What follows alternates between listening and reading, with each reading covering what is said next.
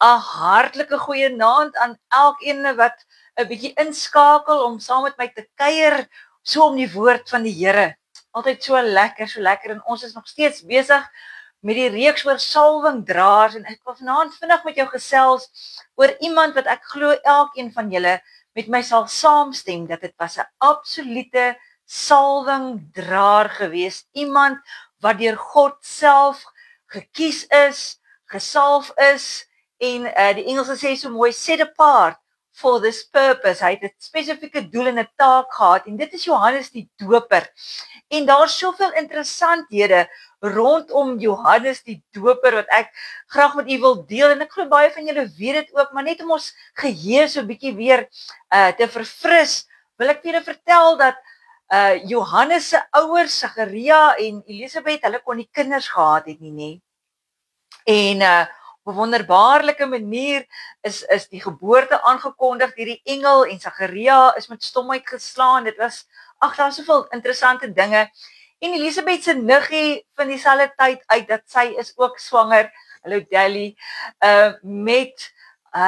met Jesus, nee. En so die twee niggies is nou albei swanger en Maria besluit sy gaan by haar niggie Elisabeth kuier.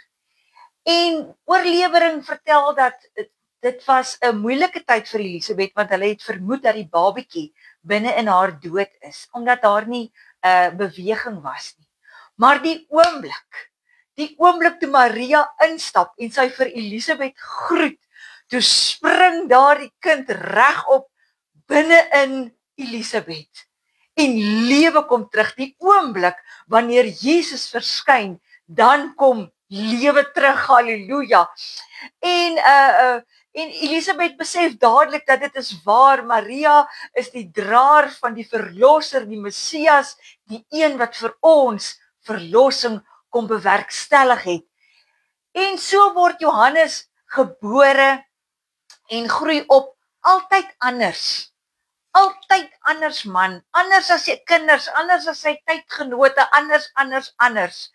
En hy begin preek want die taak wat op sy skouers gelê was om die pad gelyk te maak en aan te kondig van Jesus Christus wat op pad is. Wow! En hy het hierdie taak met soveel ywer het hy dit gedoen, met soveel passie, met soveel salwing op hom. Ek en my liefling het vandag gepraat oor die salwing en ek wil vir julle sê baie mense het 'n wanpersepsie oor die salwing. Jy sal weet wanneer die salwing op iemand rus. Jy weet ook wanneer die salwing op jou rus. En ek praat nie net van wanneer die salwing vir 'n spesifieke taak op jou is nie, maar as daar nou 'n spesifieke doel is. Ek sal miskien my volgende aanbieding vir u mee vertel oor dit wat my liefling vandag met my gedeel het, hoe hulle dit vroeër jare oor konings afgebid het.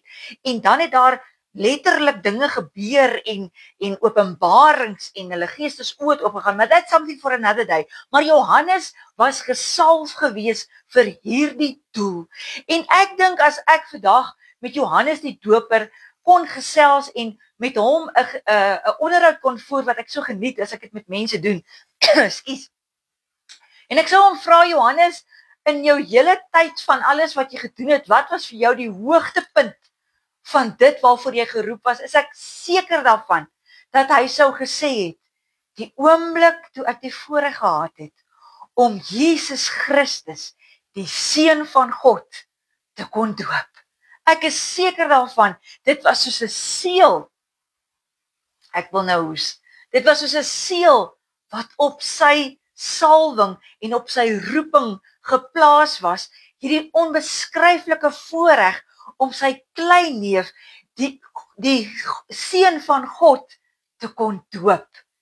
En Johannes het voortgegaan nadat Jesus gedoop is en hy het nog steeds het hy gepreek en hy teen sonde gepreek en hy het mense gewaarsku en hy het die toekomstige dinge bekend gemaak. En soos ek sê, anders man, anders as ander mense. Hy het in die woestyn gewoon, hy het kameelhare gedra. Die Bybel sê hy het sprinkane en heuning geëet en dan is daar nou weer slim mense wat ek nie meer gaan strei nie wat sê daai sprinkaan was 'n spesifieke tipe vrugplant ietsie gewees. I'm not gonna, ek gaan nie stry nie, maar my Bybel sê sprinkane. As in sprinkane en heuning. En terwyl hy so daar besig is, toe waarsku hy nou sommer die koning ook, koning Herodes, en hy sê vir hom, dit wat jy nou mee besig is, en ek gaan nou nie op die detail daarvan in nie, is verkeerd, en dit lei tot sy arrestasie, en terwyl hy daar in die tronk is, toe dans Herodias se dogter Salome daar voor Herodes, en hy skep so behaag daarin, dat hy vir haar sê, enigiets wat jy my vra, sal ek vir jou gee, en sy gaan na haar maat en sy sê, wat sal ek nou vir hom vra, om vir my te gee, maar die ma is nou vies, vir die Johannes die doper, wat daar in die tronk sit, want sy was nou betrokke gewees met die uitspraak wat gelewer is, deur Johannes, die profesie, die berisping, wat Herodes gekry het, en sy sê vir hom, jy soek Johannes die doper se kop op 'n skottel. So hier is dit nou wat ek vanaand dalk nie altyd die beste nuus vir jou het as salwingdraer nie. Wonderlike dinge gebeur met 'n mens wat 'n salwingdraer is. Daar is sekere dinge wat hoogtepunte in jou lewe wat jy nooit sal vergeet nie, en wat God toelaat, sodat jy kan weet jy is in sy wil, en dit wat jy doen, dit wat hy vir jou voorgeroep het, is volgens sy wil. Maar daar kom ook 'n tyd dat jy weet, jy's 'n bietjie anders as ander mense. Andere kyk jou dalk skeef aan. Andere sê dalk vir jou, nee man, dis nou nie die norm nie. Dis nou nie hoe ons dinge hier doen nie. Andere sê dalk vir jou, hoorie, jy's weird.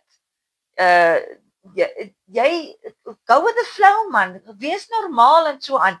Maar jy sal weet as God jou geroep het, en jy moet anders wees, en jy moet uitstaan vir die naam en die saak van die Here, en daardeur sê ek nou nie, dat jy moet kameelhare gaan dra, en sprinkane en heuning begin eet nie. Jy sal weet, wat is dit wat God van jou vereis. Jy sal weet, wat is dit wat God vir jou gegee het, om op jou skouers te neem, en hoe jy daarvoor moet voorberei, en hoe jy daarvoor deur die lewe moet gaan. En daar gaan moontlik tye kom, wat hulle jou kop gaan eis. Maar ek wil vir jou een ding vertel, die beloning is onvergelykbaar. Die beloning wat jy gaan kry, al is dit nie op hierdie aarde nie, in die hiernamaals, is onvergelykbaar. Terwyl ons vandag praat oor die salwing, en ons by my skoonouers is, en ons praat oor mense wat so graag prosperity in die godsdienst wil inbring, en daardeur sê ek nie vir jou vanaand dat dit verkeerd is om goed te doen in die lewe, en die God het 'n pad vir elkeen. As hy jou seën, halleluja. As dit swaar met jou nou gaan, halleluja. Hy het 'n plan met jou lewe. Maar daar's mense wat wil meet dat hoe goed dit met jou in die lewe gaan, is die maatstaf van hoe geestelik jy is, en dit is nie so nie. En daarom het ek daar gesit en dink, ek dink, baie mense sukkel so om oor hierdie aardse lewe te kom. Baie sukkel so om hierdie aardse lewe net 'n bietjie eenkant te sit, en weer te fokus om dit waarheen ons op pad is, in oog te kan kry. Om te weet, dis soveel beter, dit wat vir ons wag. Ek dink toe Johannes hoor, dat sy kop gaan afgekap word, dis hoekom hulle hom hier kom haal, toe sê hy, halleluja, dit is dan uiteindelik nou waarheen ek op pad is, dit is alles waarvoor ek gelewe het, dit is wat nou gaan gebeur. Skep vanaand moed. Op hierdie aarde, in jou aardse lewe, sal daar hoogtepunte wees. God sal jou ook hier beloon, maar al voel dit vir jou, jy's die weirdo, jy's die odd one out, jy's die een in die familie wat skeef aangekyk word, jy's die een by die werk wat bespot en gelag voor word, wil ek vanaand vir jou sê, jy's 'n held, jy's 'n heldin in Christus Jesus, jy is 'n salwingdraer, jy is aan een kant gesit en afgesonder vir 'n spesifieke doel, en jou uitkoms, jou bestemming gaan die beste wees. Mag julle 'n wonderlike aand hê, en mag die Here elkeen ryklik seën. Amen.